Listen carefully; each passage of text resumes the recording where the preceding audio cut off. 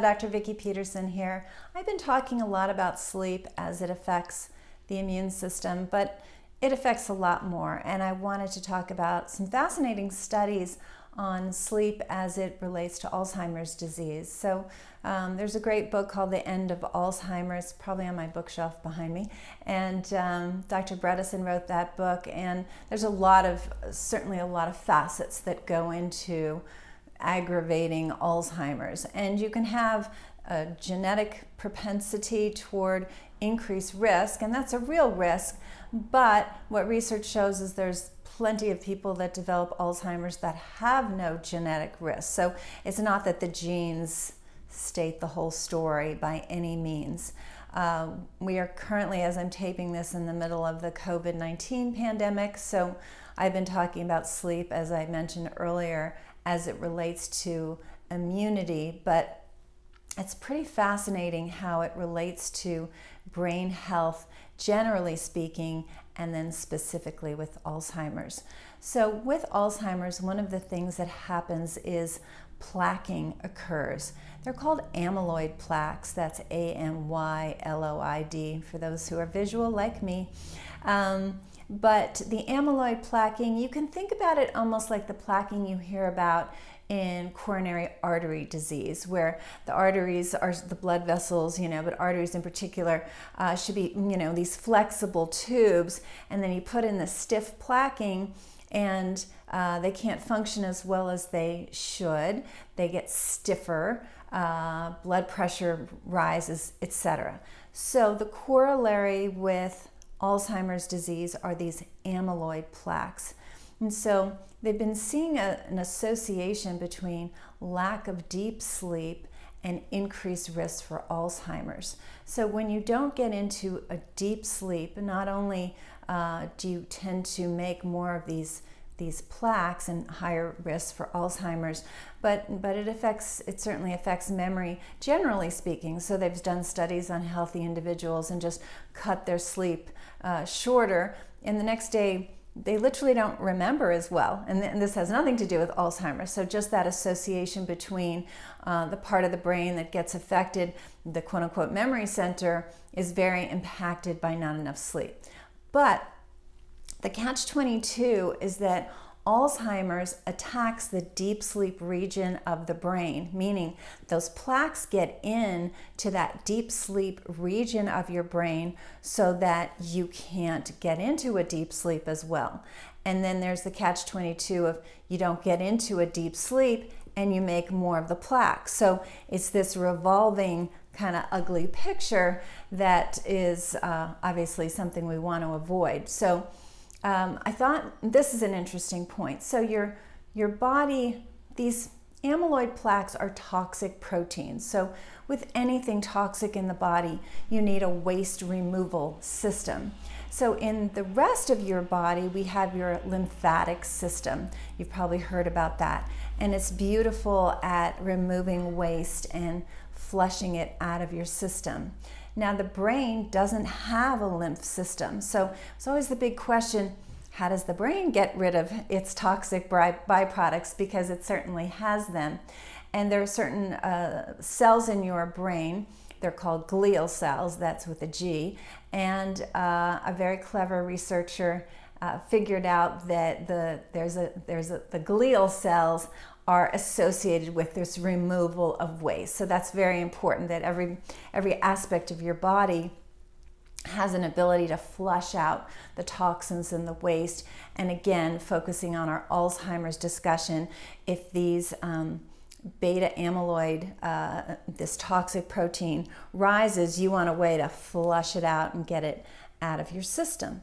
So this researcher named, because it was glial cells that were producing this waste removal, helping with it, she called it the glymphatic system. So basically lymph with a G in front of it, which makes sense because the glial cells are doing it. So very clever, pretty easy to remember, lymph and glymph. But what's really fascinating is this, that the cells, so you've got the cells and then you've got the kind of waste going through. When you get in a deep sleep, the cells actually contract in size up to 60%, leaving more space between the cells to flush the toxins. That kind of blew my mind. I think that's totally cool. Now, that only happens when you're in a deep sleep. So that deep sleep aspect of things is really, really important. They had done a lot of animal studies, but they also did human studies. And I'm going to finish with this and then kind of give you some treatment options. But so what they found, so they wanted to do this on humans, and they let them sleep, but not deep sleep. So it's like, how did they do that? It's very, very cool. You can play certain sounds that they figured out. Now, the sounds are not loud enough to take you out of sleep, but they're disruptive enough to prevent deep sleep. Now, understand this is happening in sleep centers, and they have all these electrodes on your head, which I don't know how you sleep with those anyway, but whatever, that they do these studies all the time, and they found these certain sounds low enough in volume that you're not disturbing your sleep. So people are getting sleep, getting a decent amount of sleep, which is 8 hours, but they're getting no deep sleep, right? And sure enough, they found that the humans had an increased production in their circulation of these toxic beta amyloid proteins. So sleep is critical, deep sleep particularly critical. So now the next question is how do we get that? There is some sleep hygiene that's very important. You've probably heard about getting in a really dark room, getting in a cool room, like 63 to 68 degrees on average. If your feet get cold, socks are fine, but you do want that cooler room. So dark, cool, getting away from electronics a good hour before you sleep, letting the brain settle down. I need supplements. I'm a pretty wired person during the day, and I need to calm my brain down. So I'm definitely using a variety of things. You can see it on our website, but I need my magnesium and my GABA and my melatonin, and I do like a little cocktail at night that turns the brain off. But so what else am I going to say? So we've got the dark, we've got the cool, we've got the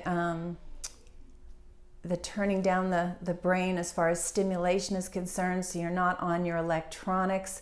You don't want to do caffeine. Even if you think you're sleeping, what research shows is you're not getting deep sleep. So you could be sleeping, but once again, it's that light sleep, so you're not getting that detoxification the way you should, which is really, really important. I left it home today, but I just got an Oura ring, which is O-U-R-A, that I've been doing at night and checking my deep sleep. It's not too bad. But those are kind of cool as well. And then what I want to finish with is other reasons you're not sleeping well. So you might be, first of all, you got to put the body to bed for enough hours, and 8 is the sweet spot. But what if you go, listen, I put this body to bed, it's just not sleeping. It's up and down, I'm a light sleeper, the mind is racing, et cetera, et cetera. So that's what we're good at here at the clinic, is getting to that root cause of why. Because deep sleep is important for so many different things. Today I just focused on the one with Alzheimer's, memory, etc. But the two biggest systems we find that are culprits are the hormonal system and the digestive system. So the hormones are imbalanced and you're not getting into a deep sleep, and or digestive because of imbalanced immune system. You've got hidden infections, toxicity, things like that, because your immune cells come out at night. And so if they've got a kind of a mess in front of them, they tend to not be able to stay in a deep sleep because they're using up all the fuel prematurely, and you tend to come out of sleep. So that was a quick overview, I know, but I've talked about this before. If you need more data, let me know. But the moral of the story is we need deep sleep, we need great quality sleep, and if you're having any trouble, please reach out. That's why we're here, and we're really good at getting to the root of why. And regardless of your age, very, very important, especially if you're over the age of 40, but always a good idea to get deep restorative sleep. So give me a call, 408-733-0400. We can do a consultation over the phone. If you're long distance, you can arrive in person. As I said, right at this moment, we're in the middle of a COVID pandemic, and we're seeing a lot more over the phone, but some people are coming in person as well. So regardless of where you live, please reach out. This is a very important area, and I hope I explained it well. Have a great day, and I'll talk to you soon.